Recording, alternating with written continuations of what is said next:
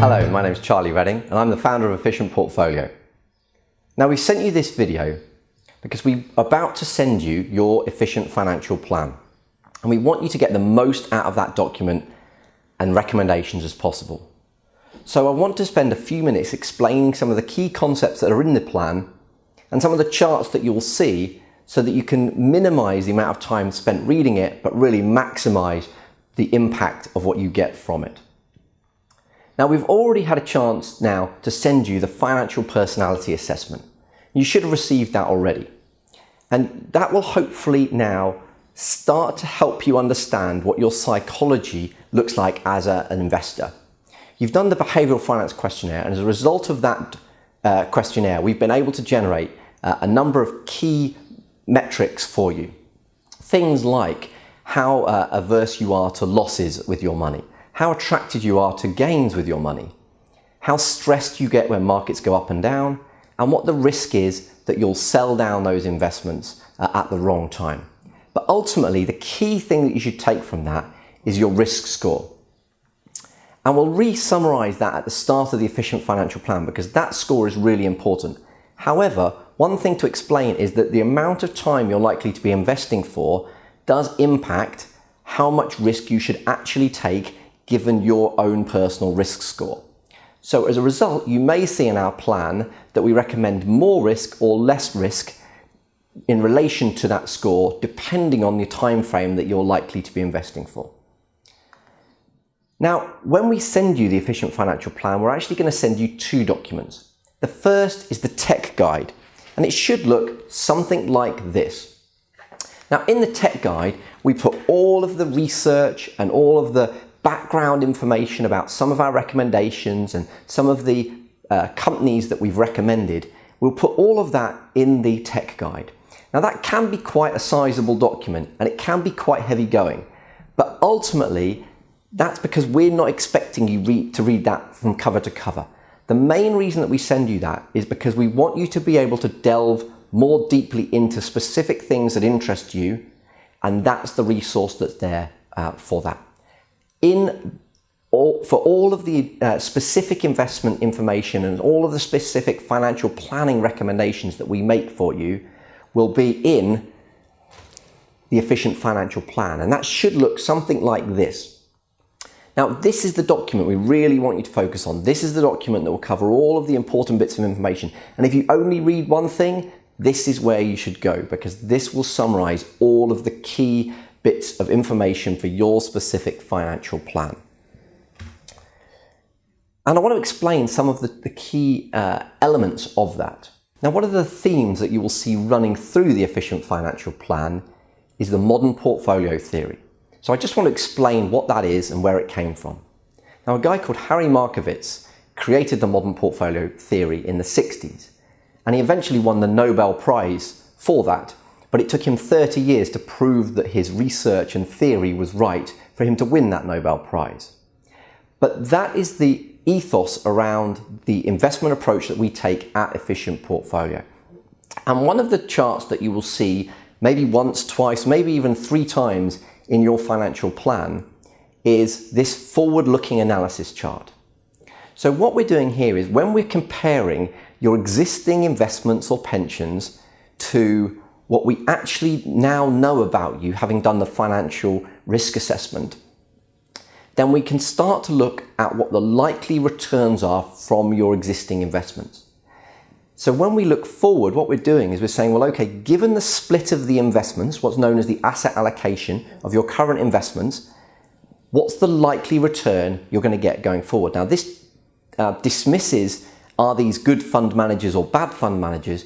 Because research shows that between 80 and 90% of the returns you get will be driven by the asset allocation, the split of those investments. That's what determines how much risk you get, and that's what determines what likely return you get. So the modern portfolio theory says that we want to be investing on the efficient frontier, which is this blue line that runs through the chart. If your investments are on that line, it means that you're getting the best return possible for that specific level of risk. So this chart tells us 2 or 3 things. The first thing is it tells us, is your current portfolio in line with your current appetite for risk. You will see that we've got risk on the horizontal axis and returns on the vertical axis. So if your current portfolio dot is to the right of the square, which is where we recommend that you invest, then you're taking too much risk with your current investments. And if it's of course to the left, then you're taking too little risk. If you're below the line, as you can see the dot is here, then that means you're taking more risk than is needed to get that specific level of return. So we always want to be investing on the efficient frontier. Otherwise, we're taking more risk than is needed to get that specific level of return. In this example, the person could reduce their level of risk to a level that they're actually now comfortable with, as well as likely getting the same level of returns. So this is a forward-looking chart. What we also want to look at is, for your existing investments, we want to look backwards. What's the actual performance been compared to the investment approach that we would have recommended had you come to us 3-4 years ago? And that chart will look like this. And what you will see here usually is 3 lines. You'll see a line on this chart, it's the blue line, of the current investments that you've got. Then what you'll see is a green line. And that green line is the returns that you would have had from a proper, efficiently managed discretionary portfolio had you taken the same level of risk as you're currently taking. So that's the like-for-like comparison between your current portfolio and the same level of risk, but in a properly diversified portfolio. You'll then also see there's a red line. Now that red line highlights what the investment's returns would have been had you taken the level of risk that you're actually comfortable with. So in this example, that person could have taken less risk and would have experienced better returns over the last few years. Now, of course, past performance is no guide to the future, but it is worth referencing to see how you've got on and compared to how you would have got on. Now, one of the key concepts that we're going to look at in your efficient financial plan is using what's called a wrap platform. Now, historically, people had a number of ISAs with different companies, maybe a number of pensions with different companies, maybe some direct investments like unit trusts and shares, and maybe an investment bond or two. And they had all of these with different companies. That meant they got a different statement every year from each of these companies. They had to have a different investment approach for each of these companies. And as a result, people tend to bury their head in the sand rather than managing their money as well as it could be done. So in today's modern financial world, we manage our clients' money on what's known as a wrap platform. Now, a wrap platform is essentially a technology custodian provider that brings all of these things together. So it still gives you the different tax wrappers, the ISA tax wrapper, the pension tax wrapper. You can hold shares and investments directly, and you can use investment bonds. So you can still benefit from the different tax treatments of the different wrappers that are out there, but you can do so all in one place. So that just gives you a nice simplicity of having all of your investments in one centralized place. You can log in and see live valuations of your investments, so you can see exactly what's going on with your money. And because the wrap platform has access to pretty much every investment out there in the market, you can then have a properly constructed investment strategy that's applied across your whole portfolio. So if we've agreed that your level of risk is, say, 55, we can design a portfolio that specifically targets that 55 level of risk, and then we can carry that out across all of the different tax wrappers on the platform. It allows us to log in and see the investment performance much more clearly.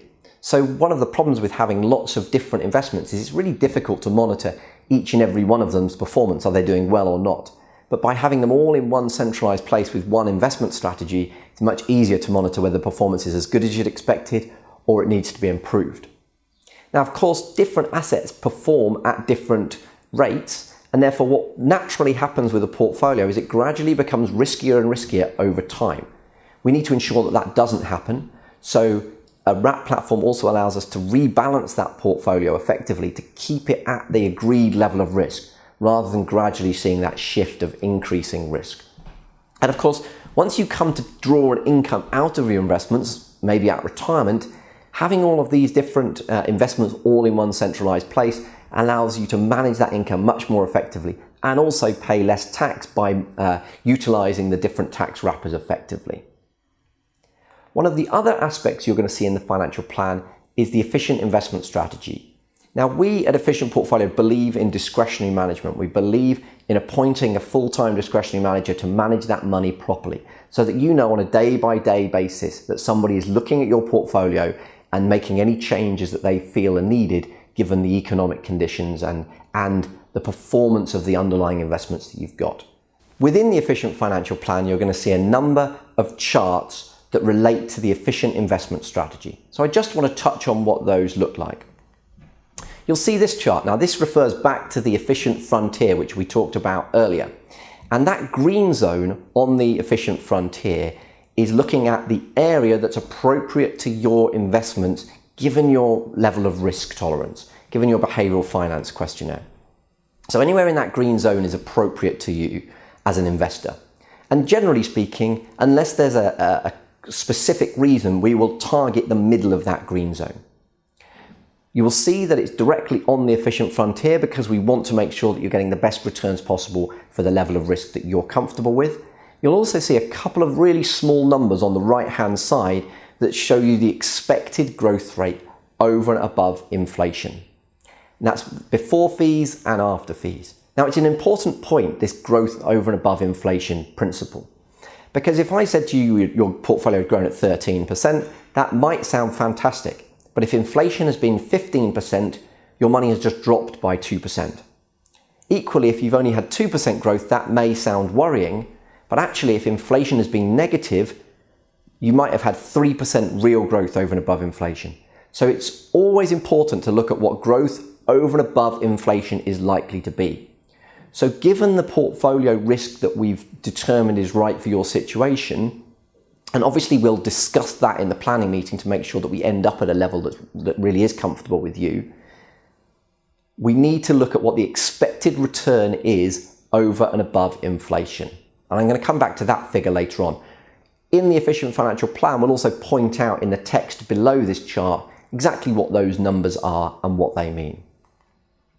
You'll then see the asset allocation, the investment split of that portfolio that we've designed for you. So that's the split across the different assets. So you'll see some cash and stable assets in lower risk portfolios. You'll see the navy or blue areas, which are the bonds. So they're generally low to medium investments. You'll then see a good slug of investments in stocks and shares, and that will be both in the UK and abroad. And then finally, you'll probably see some emerging markets and some maybe some property for those higher risk investors, because that is the higher risk element of the portfolio. You'll then see, using the same colours as we've had in the previous chart, the actual underlying investments that you would be put into if you invested the day the plan was written. Now, of course, with discretionary management, that portfolio will change over time, but this is to give you an example of what funds are in the portfolio, what the portfolio looks like. And there will be some familiar names in there, like, for example, the Jupiter European Fund, as you will see here. And there'll probably be some unfamiliar names as well that specialise in particular areas of investment. Maybe like PIMCO, who are in this chart at the moment, which specialise in fixed interest. Now we come on to the lifetime cash flow forecast, and we'll have no doubt talked to you about this in your exploration meeting. And sometimes this is not necessary for your situation. So if you don't have this, don't worry. But assuming that you agreed that we needed this in the exploration meeting, this will be in your plan. And there's two key charts that I want you to focus on here. We may put additional charts in your plan for you, given your specific situation, but I just want to explain the concept of two key charts. The first is the income versus expenditure, which is shown here. Now, the black line that runs through this is the expenditure throughout your lifetime. And generally, we'll model you living up to age 100. We generally do that for everybody. So that black line that runs through the chart is your expenditure right the way through to age 100. And that's put into the lifetime cash flow forecast based on the expenditure information you've given us in the lead up to and after the exploration meeting. So you will see here there's blue blocks. Now those blue blocks are the amount of income that's available for each year right the way through to age 100. So if the blue blocks are over the black line, there's more than enough income to meet the expenditure. If the blue blocks meet the black line, there's exactly the right amount of income to meet the expenditure. If the blue blocks are underneath the black line, then there is insufficient income to meet the expenditure, and that's highlighted by the red blocks or the red sections. So you can see in this example, this person is on track to run out of income and have insufficient income in their retirement. This is exactly the same type of chart, but is highlighting somebody that actually has a rising income and expenditure that exactly matches one another right the way through to the end of their life. The second key chart after the income and expenses chart that we've just looked at is the liquid assets chart. So whilst the first one is looking at your income and expenditure each year, the second is looking at the value of your investments and savings and pensions for each of those years. So what's going on in the background given the income and expenditure that you've had? The brown is the pensions, orange if they're there are investments, and yellow are cash. And you can see in this example, this person is running down their investments and their investments are running out during their lifetime. Whereas this person, their investments are continuing to rise through their lifetime. Now, one important point here is, generally speaking, we will model this having eliminated inflation. So to keep the numbers more sensible, because many times here we're building lifetime cash flow forecasts that run for 50 years, we will keep it all in today's money rather than allowing inflation to take its effect, because the numbers can become quite enormous. Now, in the efficient financial plan, we want to clearly lay out what the fees are that are involved in the strategy that we've recommended to you. So I want to focus here just on some of the key elements of that fee strategy. Of course, we might have to recommend unique or unusual types of investments or strategies that may involve different fee structures, but some of the general core principles will run through most financial plans, and therefore I want to just touch on those now. Now, when it comes to investing money, we have initial fees, that's fees for the advice, fees for the liability of the advice, and also fees to set up the investment. So those initial fees cover all of those aspects. And then of course there's ongoing fees which pay for the ongoing service that we provide you. So let's look at those initial fees first. So for investment, we take 3% of the first £100,000 invested, 2% of the next 200,000, then 1.7% up to £1 million, and 0.7% over and above £1 million. And in your efficient financial plan, what we'll do is we'll give you an aggregate percentage. So you can see what the overall percentage is based on the amount of money that we're expecting you to invest, given the recommendations in the plan. So let's have a look at that. And you'll see this chart is in your financial plan as well. So there's 4 different people involved in this type of strategy. There's the platform, the wrap platform. There is the discretionary manager that we appoint. There is the underlying investment cost that they put you into. So that's, for example, the funds. And then there's us. There's us to set the investment up and to give the advice.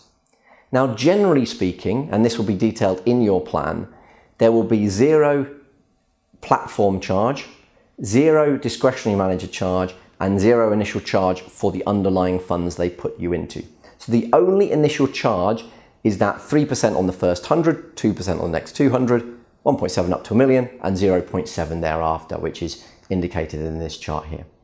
Now, interestingly, most of the funds that you go into as a result of the portfolio would normally have an initial charge, but because we're going in through the platform, that charge is waived. And let's look at that as an example. So if you were to go direct to the fund manager, and in this example, I've picked the Jupiter European Fund because it's in the portfolio at the point of doing this video, then there would be an initial charge of 5%. That's the charge that's being waived were you to go in through the wrap platform as we're recommending. And then of course I've also picked an example of a well-known restricted advisory practice in the UK, and their initial fee ranges between 4.5 and 5%.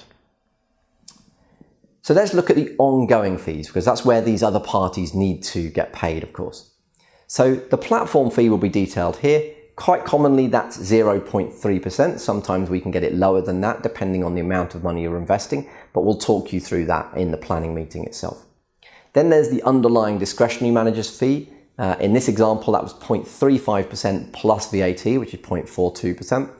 Then, of course, there's the underlying cost of the portfolio they put you into. That will vary even over time, bearing in mind that those investments will change over time. But this was an indicative portfolio around 50 out of 100 at the time. And then there's the ongoing cost that you pay to us. And that will vary between 0.5 and 0.95 depending on the level of service you want from us and also the amount of money that you're investing. So all of that compounded together brings a total expense ratio in of between 1.8-ish up to 2.26-ish. Now, if you were to go back to the direct to the fund manager, of course, there's no advice there. Of course, there's no independent platform and there's no discretionary management. Then you'd expect a total expense ratio of about 1.78%. And again, that's the same Jupiter European Fund that we looked at earlier.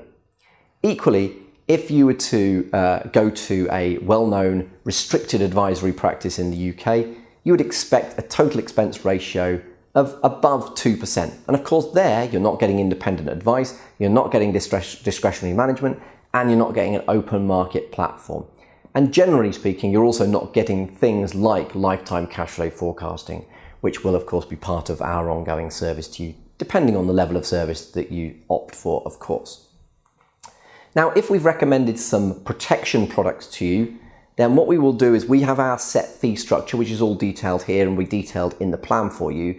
But generally speaking, with protection products, there's commission generated. And usually that commission is more than our fee. So you can use that commission to offset our fee, and anything that's left over, you can either have back or you can allocate towards other fees that are payable. Other fees like, for example, estate planning. So if we've recommended some estate planning solutions for you in there, then these will be flat fees and you can use any of that excess commission that's been generated from protection recommendations, if that is the case, to offset some or all of those fees. So that leads me on to the ongoing service that we provide for you after you've made some decisions at the planning meeting as to which bits you want us to implement for you. So once the efficient portfolio team have implemented all of those elements that you like for you, then we want to make sure that they evolve with you rather than gradually stagnating. So let's have a look at what that ongoing portfolio analysis looks like.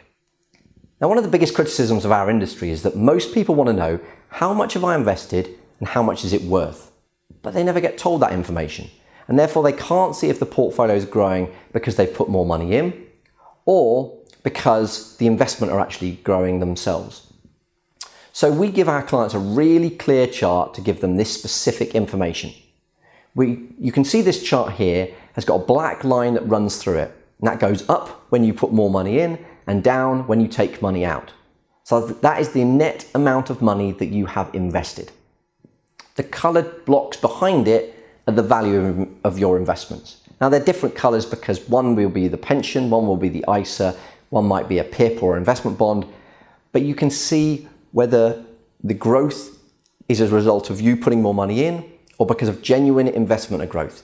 If you're above the line, then your money is working hard for you. If you're below the line, then at the moment, your investments are underwater compared to what you've put in. Complete transparency as to the performance of your investments. We'll also give you the current split of your investments, the current asset allocation, and the one that we've set the investment manager as the target, so that you can check to see if that rebalancing is happening. Now, these will never be identical, of course, because even if it was rebalanced last week, those investments will have changed in that time, but we need to make sure that they're invested pretty closely. We'll then give you the underlying breakdown of all the different investments that are in your portfolio at the moment so that you can see whether there's familiar names there and have a look at them in the paper if you wish. We'll give you the individual account performance, so of the different performance between your ISA, your pension and any other investments that you've got on the platform. And we'll give you the consolidated performance. Now on this consolidated performance, we'll give you, where you can see on this top chart, there's a navy line that's going up and down. That's the consolidated performance of all of the investments in the portfolio. You'll also maybe be able to see a faint blue line that runs through that. That's the expected return that we told them within the efficient financial plan that they would be getting. So this isn't just a figure we throw at you at the start and then forget about it. Every quarter, we want to be looking at whether you are getting that level of growth more or less. And then finally, on the red line on this particular chart, which we generally don't put on for clients because it's not that helpful, but the red line on this chart was the FTSE 100. We'll also then give you a breakdown of the actual specific performance compared also to the expected growth rate, that growth rate over and above inflation. And we'll do that over 1 month, 3 months, 6 months, 1 year, 3 years and 5 years, or as long as that you've got within the investment time frame that you've been invested for. Then finally, we'll also make sure that we do competitor analysis. How are our discretionary manager doing compared to all the other discretionary managers out there and all the other fund managers out there? And that's a really important point that gets missed by so many people in our industry. So many people, particularly where they're selecting the investments themselves, for me, are marking their own homework. Whereas this allows us to be your independent guide as to whether we're getting the returns that we expected and whether there's anybody out there that could be delivering better returns. So that needs to be looked at regularly as well. Now, when we send you the Efficient Financial Plan, we're going to include something which we call the planning meeting prep sheet. I'd really like you to complete this and return this to us prior to the planning meeting. It allows us to really focus on what your concerns are at the planning meeting, but also if you ask us specific questions that we maybe need a little bit of time to prepare for, or you want a different what-if scenario modelling on your lifetime cash flow forecast, we can do all of that in advance of the planning meeting. It just means you'll get so much more out of the planning meeting. So please do look out for that sheet and please do send it back to us prior to the planning meeting. I promise you it will mean you get so much more out of the planning meeting itself. Now, the planning meeting, of course, is there to explain the financial planning that we've put together for you, there to answer any questions, and it's also there to help us tweak bits, because you might say, well, I like this bit more than this bit. Well, we sometimes will give you several options so we can discuss the merits of each of those options. We'll discuss the level of risk that you invest with going forward. Just because we recommended a specific level doesn't mean that we have to choose that level. And we'll just make sure that the financial planning really becomes what you want it to be. So please do bear in mind when you're doing that prep sheet, some of the answers to the questions you raise, our reply might be, we'll deal with that at the planning meeting. Thank you very much for taking the time to watch this video. I really hope it means that you get the best out of your Efficient Financial Plan. We really have worked hard over the years to create that into the best financial planning document we can. It won't be perfect for everybody, I'm sure. Some people prefer more detail, some people prefer less, but it's there to give you all the information that you need in one clear document, as well as having all the additional information in the tech guide should you want to refer to it. Thank you very much, and we look forward to welcoming you into your planning meeting.